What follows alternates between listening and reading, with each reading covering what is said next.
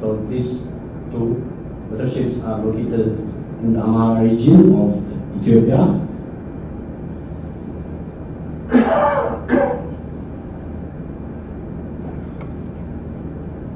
So those features which defines or which distincts these two sites is that one receives relatively higher rainfall, which exceeds 1,200 millimeter, while the other receives relatively less rainfall. And the mean monthly temperature in Lantedima, which falls in the semi-arid climate system, is between 23 centigrade to 28 centigrade, while the mean monthly temperature for the subhumid watershed, Guarmical, is 20 centigrade. Both fall within the mixed farming system. Both have equal access to market and road access, but they have different levels of potential for agriculture. One is qualified to have low potential for agriculture, while the other has high potential for agriculture, according to a study by the International Agricultural Research Institute. So this is just a pictorial illustration of how these two sites look like. So here, these are farmlands in the semi-arid region, where you will see a network of gully, an ongoing erosion in the form of gully erosion. And this is cross-sectional look of an active gully, and I took this picture during my first visit of the area. And this is a this is a gully after rehabilitation, after treatment. And this is an exposed hill, and this one shows an area closure, an example of how area closure can help in rehabilitating the cleared areas. And this picture shows how the livestock are, coping with water shortage. So this goat is just trying to get water from, so this water stress is critical problem in this low land area or semi-arid area. This is the other study site, which is moisture surplus, and still, there are issues in terms of managing or protecting shrublands or the bushlands. And this is rice or paddy field, which is a recent introduction, which is helping in meeting the food security due to availability of irrigation projects and surplus water area. So the method we used to change, to take the change, to understand the changes in land use, I think I have to escape this course and share you. So we also conducted, we did time series analysis of satellite image, and we did also social survey to be able to get information about the drivers and the impacts. And these are the results that we get. So in the humid watershed, there is expansion of cultivated land and also expansion of open shrubland at the expense of dense shrub, and decline in bare land and wastelands due to continued conversion to farming practice. In the dry area, there is a decline in landscape level cultivated land due to serious land degradation, and there is a recovery of the dense shrub and grassland due to recent watershed rehabilitation project, which was done by the ACSRC project. So the household level landholding has also shown a sharp decline in the dry area, while it stays somehow constant in the subhumid area. So this shows how household level dynamics in cattle or livestock holding.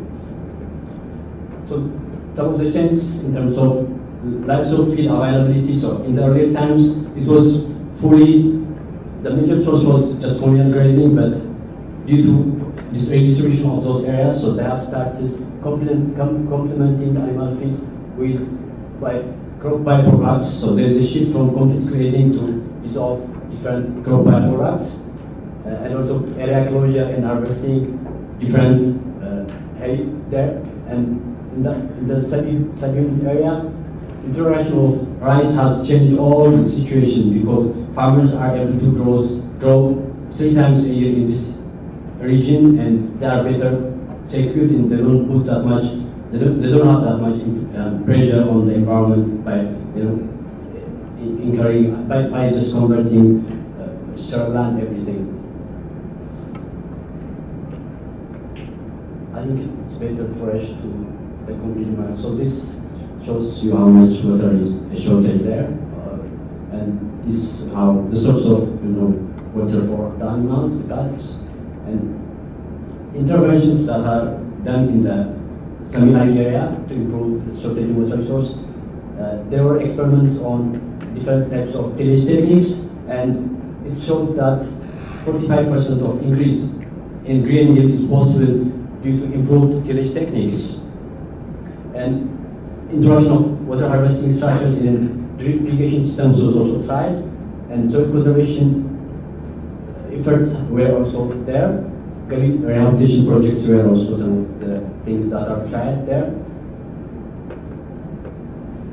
Some of the coping mechanisms when there is drought or crop failure in this dry area is selling wood or collecting firewood and just selling to the market and migrating to nearby areas, and relocation or settlement programs by the government, food aid are some of the strategies by which the people are coping with. In the other side, in the sub-humid area, it's not, food safety is not an issue. They are able to produce more there. So these are, some of the ways by which people are, trying to survive. So drip cropping is possible in the sub-humid area due to irrigation, and there is also market-oriented production due to recent introduction of rice, and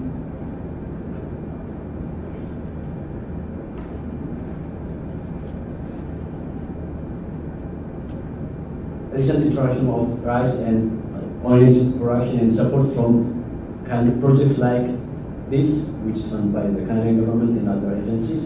And growing landlessness is a problem among the youth generation here.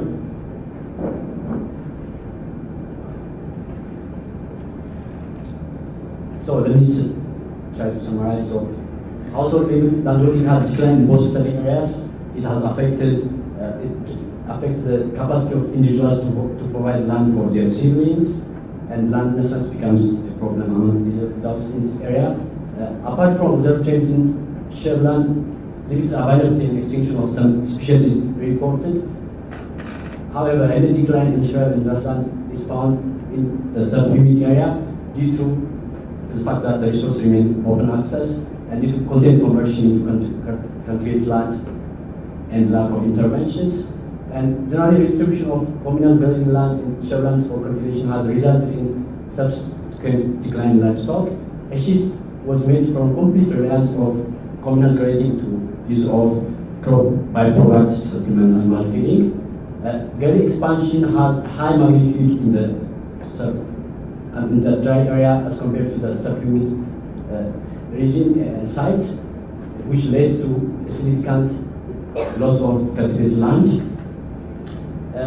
Watershed management has shown a potential, or it has improved shrubland, grassland, protection of agricultural land from flooding and related hazards. However, a net decline of shrubland and grassland is found in the sub-humid area. Still there are open access. And occurrence of dry spells in the dry area is a key problem to be able to make food security. While in the sub-humid area, people are able to produce more available. And the concluding remarks are here. Rainfall and unsustainable crop production fail to support livelihood in the sub-arid area, while it leads to serious land degradation. Livestock serve as one of coping mechanisms or safeguards when there is crop failure, and intensification of agriculture by displacing animals with high value crops like rice and availability of irrigation water and market enable better livelihood in the subhumid area. High uncertainty in rainfield agriculture in the subhumid area is found to be a bottleneck in for crop and livestock production improvement and puts farmers at risk. Without sufficient water, the shift or the planned shift from subsistence to commercial market-driven agriculture is not possible. Land distribution, frequent land distribution, changes in policy and regulation of land management are some of the causes for the observed changes in land cover. Lack of alternative non-farm source of income or activities led to undesirable land-to-land cover changes in the areas and further simplifying the natural landscapes or ecosystems. Thank you very much for your attention.